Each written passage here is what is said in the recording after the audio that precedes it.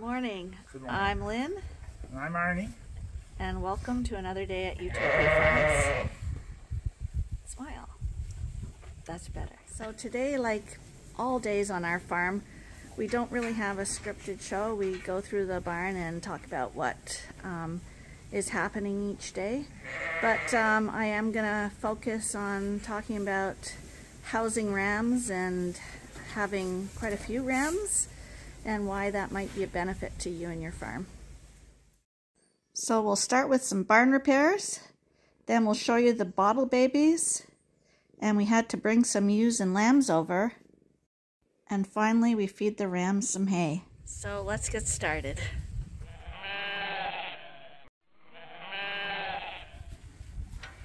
There's always something to fix on the farm. So we have little, what do you call those things? Little eyes, eh? Little eyes on all our gates for putting the rods through, so everything will interlock. And the skid steer backed up into one of the eyes and bent it over so we couldn't get the rod in. Bent over like butter and it doesn't go back. Bent over like butter but doesn't go back. Well, that looks pretty good now. Yeah, that's fine. You think it'll make it worse or better? Well, it looks really good. Try the rod. Just let me see if I can get a little farther without breaking my fingers.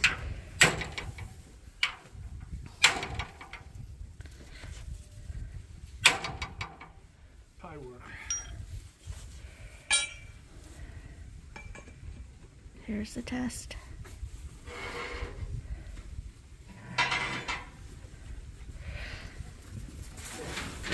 Not a day goes by without something breaking down, it seems, or needing repairing or whatever, so you have to be a little handy, otherwise it would cost you a fortune to get everything fixed. Most farmers are extremely handy.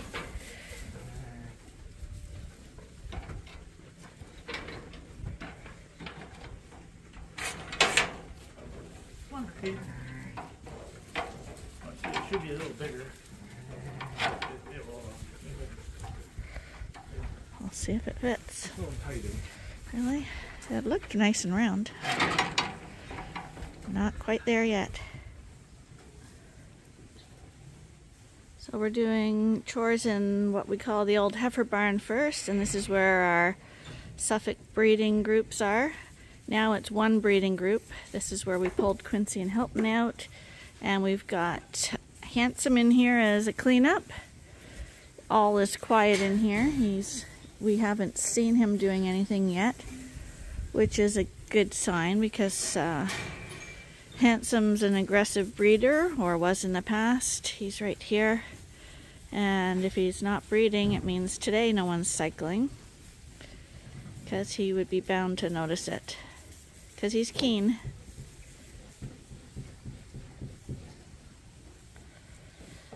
So it's always, we find it always handy to have quite a few rams, spare rams, and as you know, we have lots of rams because we specialize in selling rams as well.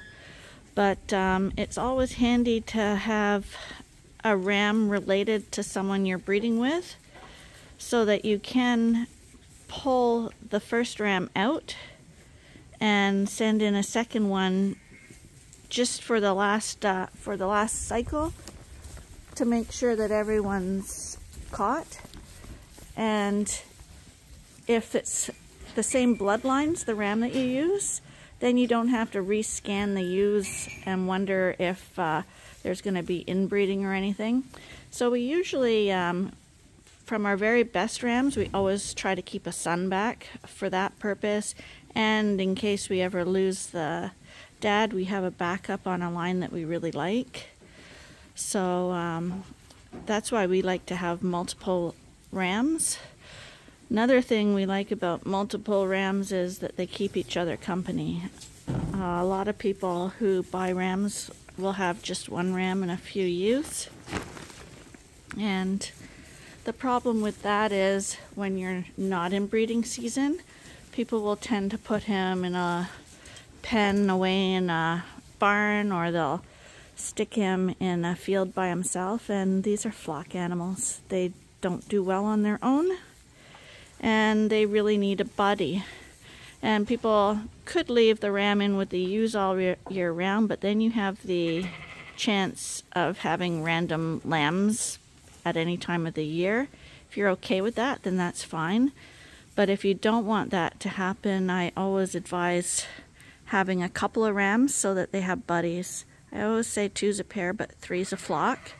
So you should have at least 3. And if you had 3 unrelated rams, you can rotate through them through a flock, even a small flock, for quite a few years and get full advantage of those rams.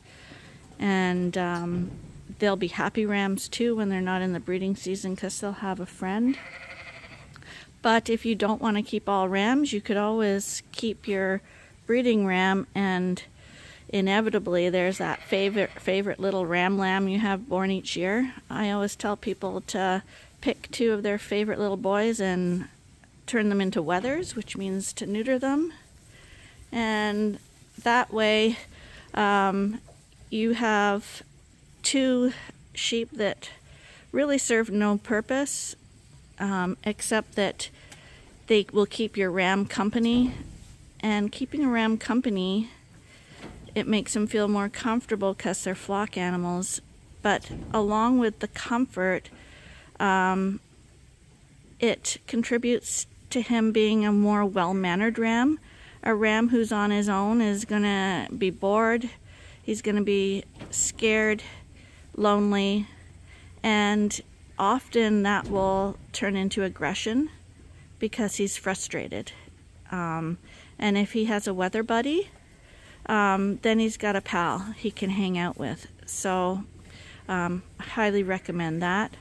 A wether, some people might say, well, that's a waste of money to have a little wether just to stop an aggressive ram. But the wether can serve multiple purposes.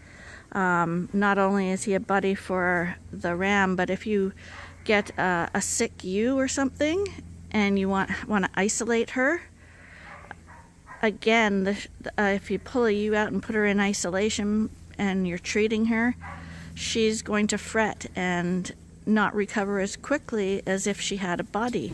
So that wether, because he's neither male nor female anymore, he can easily be put in a sick pen with a ewe just as a companion animal until she's better, and then he can go back in with his ram buddies. So multiple rams, I really think it's a good idea. People are afraid that multiple rams will fight together, but in general I find that multiple rams are more quiet. So the more rams you have, the quieter they are. This time of year, you've seen at our place, they get a little rambunctious. You gotta watch them a little more.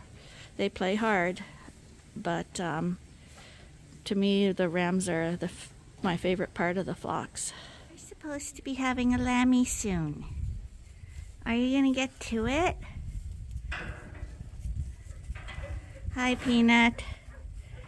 You're supposed to have a lammy too.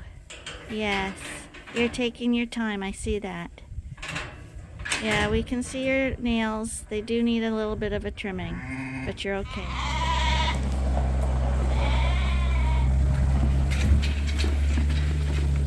So we're into the Dorset group right now. We got lambs on the run. Moms eating their grain. Bottle babies waiting to get their bottles. And their hay coming in.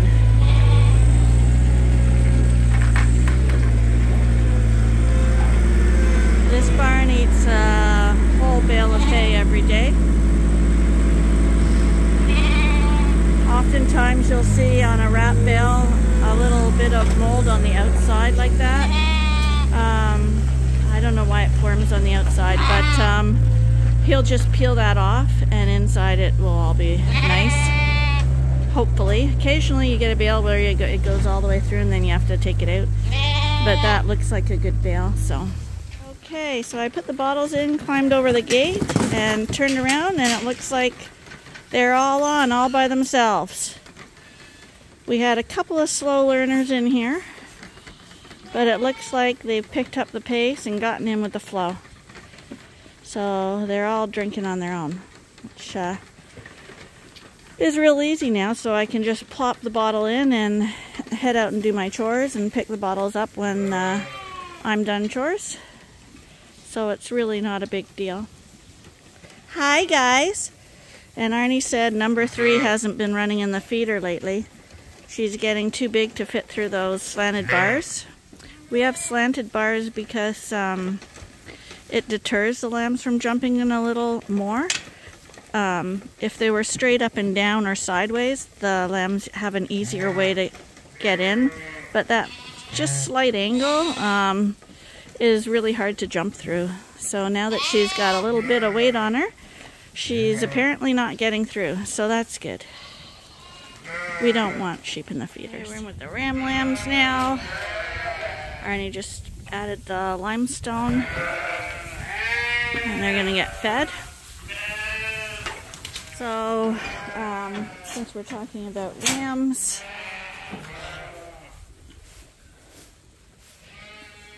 my advice is always to buy the best ram you can possibly find. We always price our rams at about the cost of 3 market lambs. We figure a ram is easily worth that, if not more. But that's minimum. There's a guy. Was that your guy? You'd think he'd be more worried about dying. Well, Killer just hit someone because he's got an attitude. But we do sell a lot of rams here. And one thing about having rams is there's a lot of satisfaction in the rams. Walking into your flock and of ewes and seeing some beautiful ewes, and then you got that powerful ram in the midst of them. There's something extremely satisfying and beautiful about that. And seeing the results of those breedings from the ram that you've chosen to improve your flock. The argument is always from a lot of the commercial breeders or smaller breeders is that they're just sending their lambs for meat, so they don't need an expensive ram. And in my opinion, that's when you need the better ram more, because a better ram should technically get your lambs to market faster with a higher meat yield. And for your replacement ewe lambs, if you're keeping them back, which if you have a good ram you should do, you're going to increase the quality of your ewes, which in turn again will also increase the quality of your lambs. The ram for a commercial flock is definitely gonna put more money in your pocket. Costs the same amount of money to feed a good ram as it does a bad ram. And if you haven't had a really good ram and you've just thought mediocre was okay because all the lambs are going to market anyway, I would say that if you got a good ram and saw the results of improved lambs and improved money in your pocket, not to mention the satisfaction that comes from seeing good quality lambs growing on your farm, you may think that it doesn't matter, they're just meat animals, but I'm guessing that once you've experienced good quality and you go to the barn and you see it every day, it's a very good feeling, and I think it's something that everyone would appreciate no matter who you are once you have it. If you've never had it, maybe you don't see the value in it, but I would highly suggest that people try get that really good ram and see what it does for them. Of course, the ram is only half of the picture. You got to have the good ewes too. A good ram can't do too much if your ewes aren't very good, but he can improve your ewe flock if you keep replacements, so you can get rid of those poorer ewes. If you don't want to buy in new ones, then keep the lambs and keep getting rid of the old ewes and replacing them with the better upgraded ewes. It's a money maker. They will if they get to the market faster, that means you have to feed them less. You'll get higher money at the market. So for an example, if our lambs, the market lambs, are ready for market between 80 and 110 pounds at 3 to 4 months of age. A lot of people, their lambs won't reach that stage till they're 6 months, maybe more even. When you add up all the feed that you're feeding your lambs over 6 months, that extra 2 months is a lot of money you're investing in feed.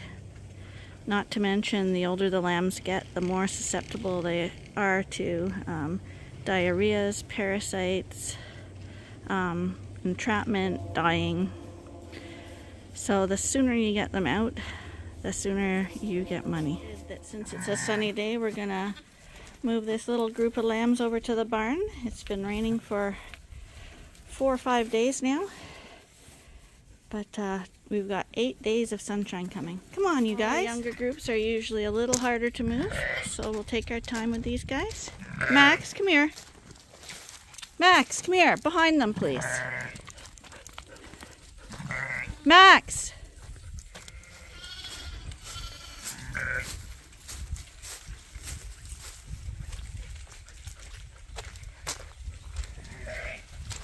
They're doing a really, really good job following in line.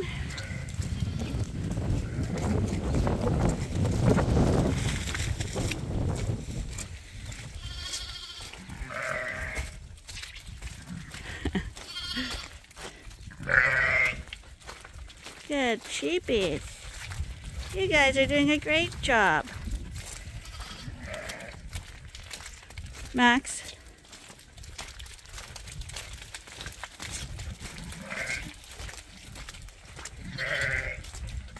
Matt, Ben.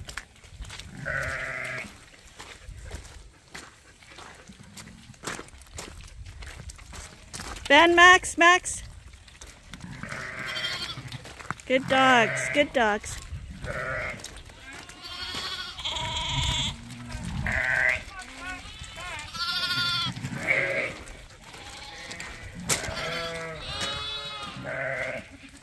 Not that barn, not that side, not that side. Come on, you guys. That's Ernie, doesn't know which side they go on. Almost got all these guys on the wrong side. That would have been a nightmare. Ben and Max, get out. Come on. Come on. There you go. Come on. Come on. Come on. There you go. Turn around. Turn around. Turn your head around. Come on. Turn your head around. The gate is right there.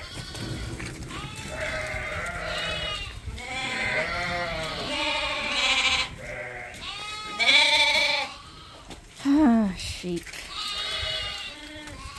Come on, you guys. Okay, so they're in here.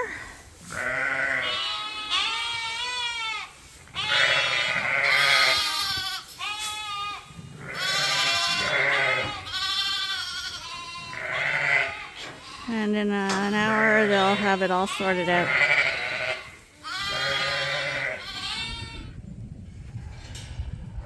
Here's our big boys.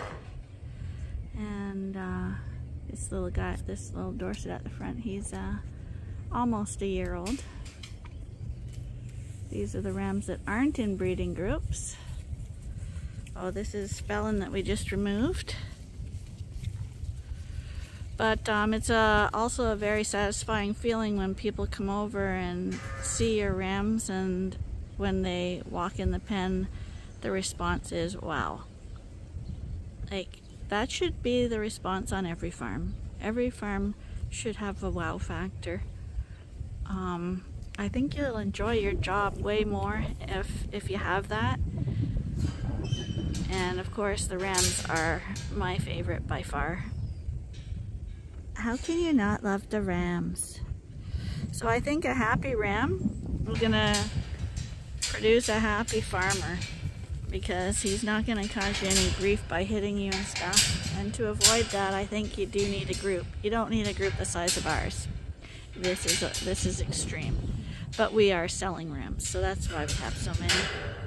And if we have 10 rams breeding and we want to keep 10 offspring from each line as backup, that's 20 rams for us, just for ourselves.